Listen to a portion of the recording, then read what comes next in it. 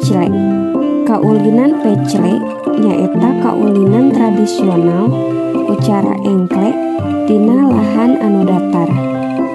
Bisa di buruan atawa di lapang anu samemehna geus digambaran kotak-kotak. Satuluyna anu maena engkle-engklean ngaliwatan hiji kotak ka kotak sejena. Pecle biasana diulinkeun ku 2 nepi ka 5 urang. Cara ulina mah dasajan cukup engkle ku sasuku ngaliwatan kotak-kotak anu geus digambar, sarta unggal jalma kudu boga bubuk genteng atawa batu leutik pikeun dialungkeun ka salah sahiji kotak anu aya tumpukan bubuk gentengna teu meunang ditincak atawa ditempatan ku pamaen. Kulantaran kaulinan ieu geus kaitung jarang, poe kamari Ketua Karang Taruna Inisiatif pikeun ngayakeun deui lomba kaulinan barudak. Salah sahijina nyaeta pecle. Tujuanna mah sangkan barudak teu kaleungitan sumanget gotong royong tina ieu kaulinan. Anu mimiti kasilih ku sikep individualitas tina ayana game dina gadget. Isu keneh hareupeun balai desa geus rame ku tatabeuhan. Barudak kacida resepena. Rame pada hayang mariluan. Kabeneran anu mariluan pecle oge pesertana lumayan lobaan. Jadi karasa haneuteun. Resep teu weleh seuseurian. Juara pecle dimenangkeun ku Rida jeung Andi. Buruan sami sareng pakarangan. Basajan sami sareng sederhana. Jarang sami sareng langka. Kasilih sami sareng kalindih. Juara sami sareng pinunjul.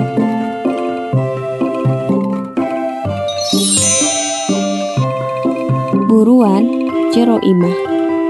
Basajan mewah. Jarang loba. Kasilih pancet. Juara eleh.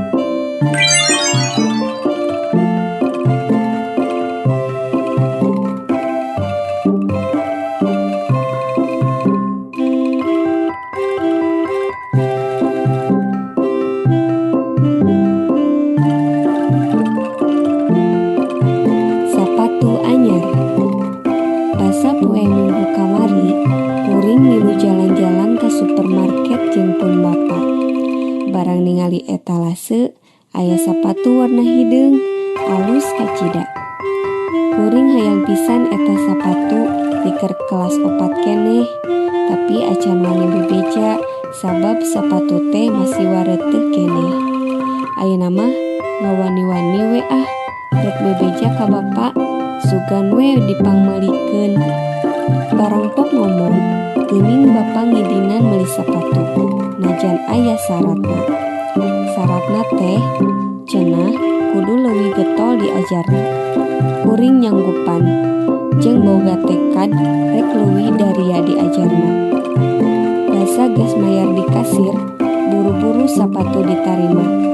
Geus rengse balanja, buru-buru balik, bari pinuh ku kabungah.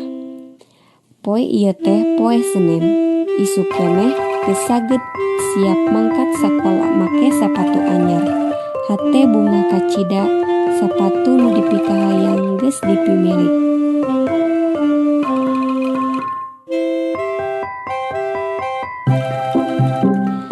Di mana nyimpen buku teh dang? Neng penyandakeun cai tiis segelas. Kamari aya tukang kredit ngalewat ka dieu. Sapatu teh aya nu hideung, bodas, kayas, jeung kulawu nya. Sabarahaan mang harga bandros teh? Ulah kadinya. Mang ka dieu geura.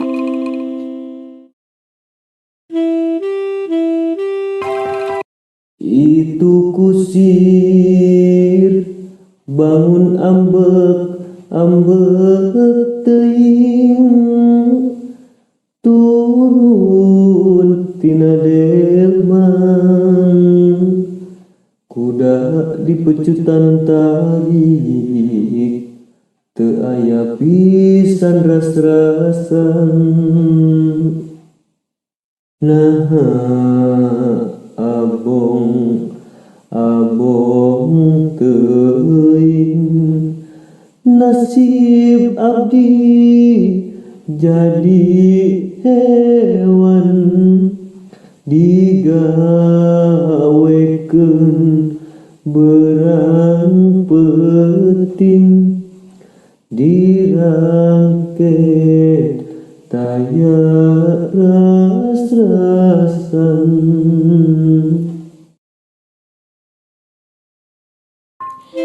Di mana nyimpen buku teh dang? Neng penyandakeun cai tiis.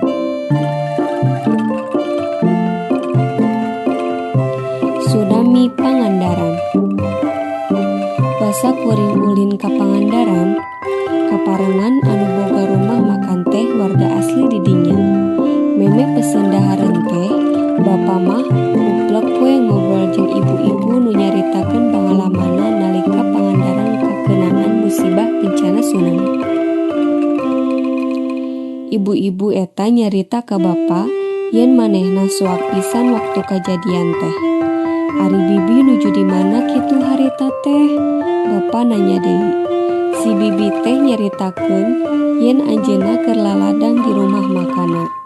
Jol aya lini tarik, sora bangunan rereketan jeung ngaguruh cai. Kabeh jelema lulumpatan. Nu kaseret mah, nu ceuri mah, nu nyalametkeun anak-anakna mah, rupa-rupa we pokona mah si bibi galecok. Si bibi nyarita deui, harita mah Pangandaran tsunami teh bener-bener asa kiamat pak. Jalma pasolengkrah jeung sesa-sesa bangunan runtuh, jeung tangkal kai jeung runtah. Pokona mah mata ketir pisan. Ngadenge carita si bibi anu matak ginggiakeun, lanceuk kuring mah cileumeut wae. Bari pok ngomong ka kuring, sieun nya boga imah deukeut ka basisir mah, pokna. Kuring ukur unggek. Ari pun biang mah kalah sibuk we mukaan menu siga nu api-api teu ngadangu. Sieun tayuhna mah.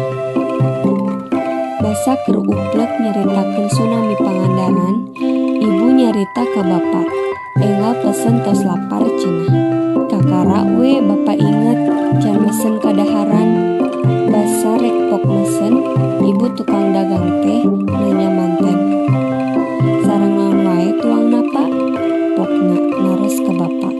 anu spesial di dieu we Bu saurna. Tah nu matak urang teh kudu waspada jeung kudu nyaah ka alam teh. Sangkan teu babari keuna musibah bencana alam. Bapa mungkas caritana.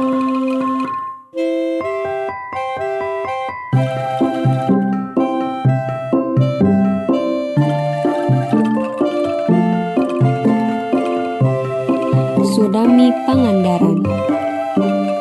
Basa kuring ulin ka Pangandaran, kaparengan anu boga rumah makan teh warga asli di dinya. Meme pesen dahareun teh, bapa mah uplek we ngobrol jeung ibu-ibu nu nyaritakeun pangalamanna nalika Pangandaran kakenaan musibah bencana tsunami. Ibu-ibu eta nyarita ka bapa yen manehna soak pisan waktu kajadian teh. Ari bibi nuju di mana kitu harita teh? Bapa nanya deui. Si bibi teh nyaritakeun yen anjeunna keur laladang di rumah makana. Jol aya lini tarik, sora bangunan rereketan jeung ngaguruh cai. Kabeh jelema lulumpatan. Nu kaseret mah, nu ceuri mah, nu nyalametkeun anak-anakna mah, rupa-rupa we pokona mah si bibi galecok. Si bibi nyarita deui, harita mah Pangandaran tsunami teh bener-bener asa kiamat Pak. Jalma pasolengkrah jeung sesa-sesa bangunan runtuh, jeung tangkal kai jeung runtah. Pokona mah mata ketir pisan. Ngadenge carita si bibi anu matak ginggiapeun, lanceuk kuring mah cileumeut wae. Bari pok ngomong ka kuring, sieun nya boga imah deukeut ka basisir mah, pokna. Kuring ukur unggek. Ari pun biang mah kalah sibuk we mukaan menu siga nu api-api teu ngadangu. Sieun tayuhna mah. Basa keur uplek nyaritakeun tsunami Pangandaran, ibu nyarita ka bapa. Enggal pesen tos lapar cenah. Kakara we bapa inget can mesen kadaharan. Basa rek pok mesen, ibu tukang dagang teh nanya manten. Sareng naon wae tuangna Pak? Pokna nares ka bapa. Anu spesial di dieu we Bu saurna. Tah, nu matak urang teh kudu waspada jeung kudu nyaah ka alam teh. Sangkan teu babari keuna musibah bencana alam. Bapa mungkas caritana. Halodo. Hujan badak. Nguaran. Nu miceun runtah di solokan. Halodo dudurukan.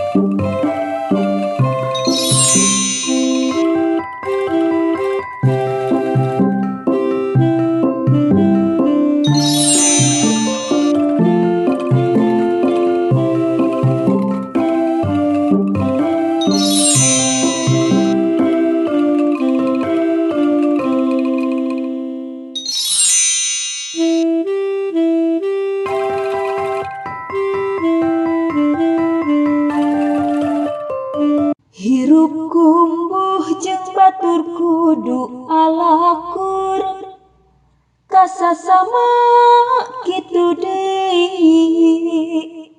Teu poho jeung dulur-dulur, kalanceuk reujeng ka adi.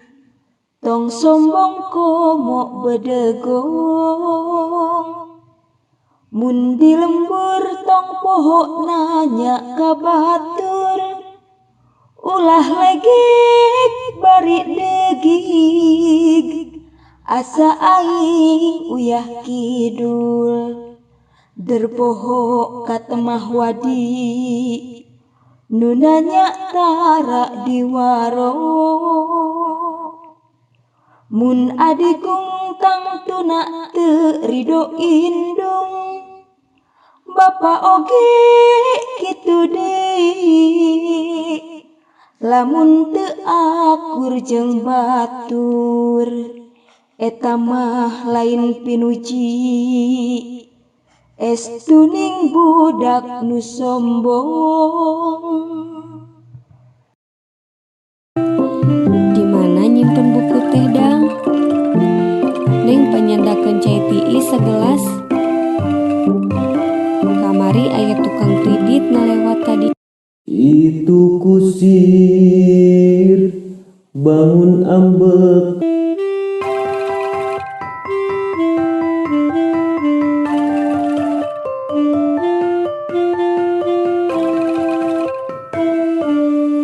Teu damang naon adi teh? Duh kadok, sebel jeung sok utah-utahan wae, katami nyeri patuangan. Oh gitu.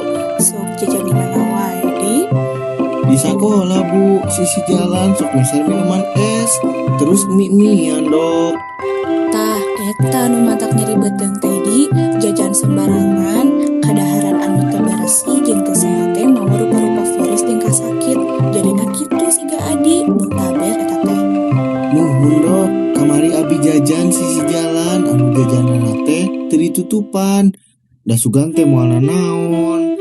Ulah sembarangan jajan teh di, kudu ditinggal heula bersih henteu-na. Ulah anu terbuka jeung kaentreupan laleur, sabab laleur mah mamawa rupa-rupa kotor jeung panyakit.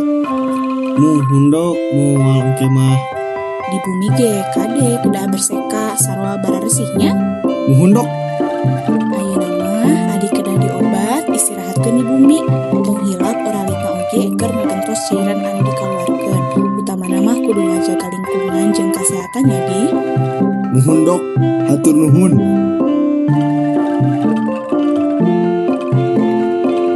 Cager gering. Mamayu hese dahar. Kanceh rarep. Lapar wareg. Jag-jag rempo.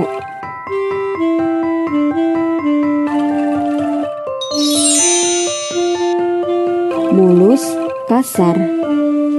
Ubar panyakit. Soeh lita. Begang gendut. Jorok berseka.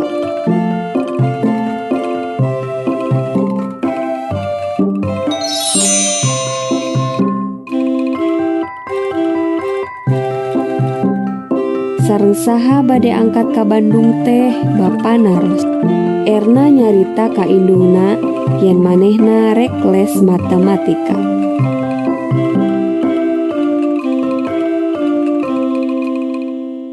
Iraha hayam rek dipencitna Din, saur Aki. Kang Ari bebeja ka Pakulu, manehna cenah moal bisa nyupiran. Saha anu dipilih jadi bupati teh Den? Andri nanya. Dani omat-omatan ka baturna yen manehna hayang bareng. Di mana nunda buku teh Ca? Seni nanya. Reni ngabejaan Yudi yen manehna kembar jeung Rani.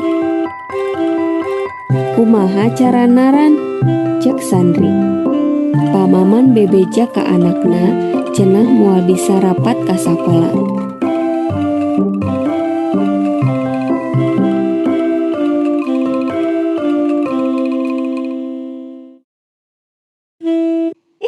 Indonesia gemah ribah loh jinawi, alam endah hejo ngemplo sugih mukti, subur tutuwuhan beunghar pepelakan, daun hejo ngemploh karaharajan lemah cai,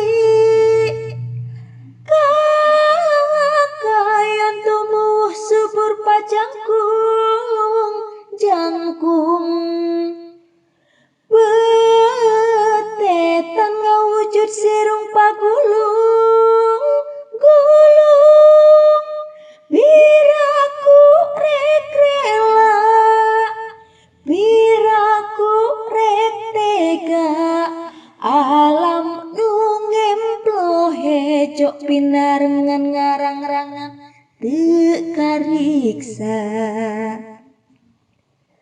Tutuwuhan nutup alas bandawasa,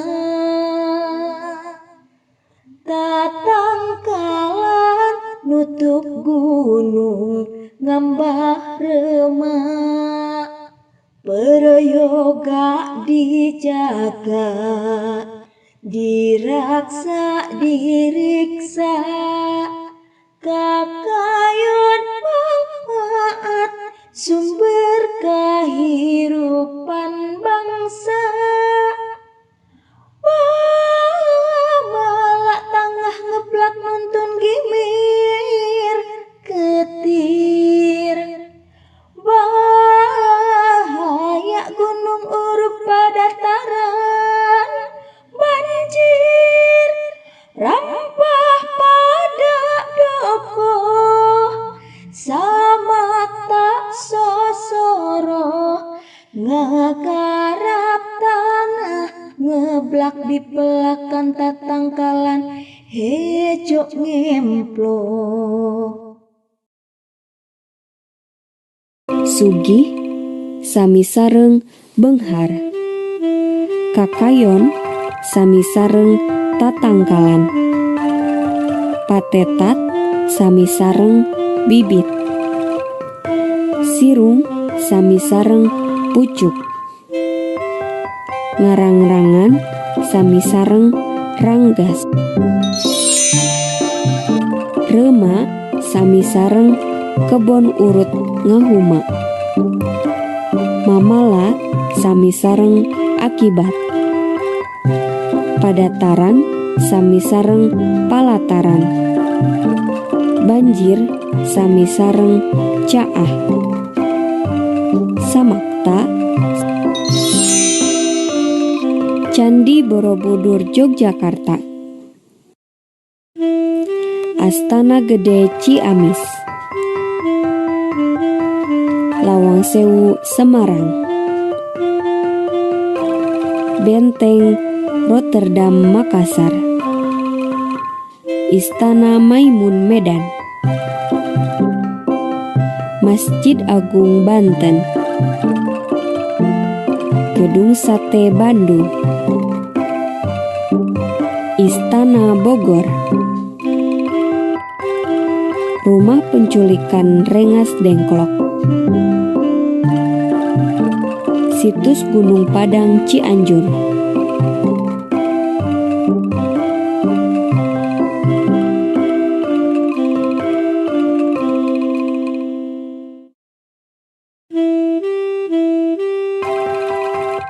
dahareun pokok, sangu, jagong, sagu, sampe, kentang atawa bebetian, gandum. Lauk pauk, daging hayam, daging sapi, daging domba, daging lauk, endog, tahu, tempe. Sayuran, kangkung, sawi, lobak, tomat, bayem, wortel, brokoli. Buah-buahan, jeruk, apel, manggu, sirsak, anggur, lengkeng, alpukat. Susu, susu almond, susu kedelai, susu embe, susu sapi.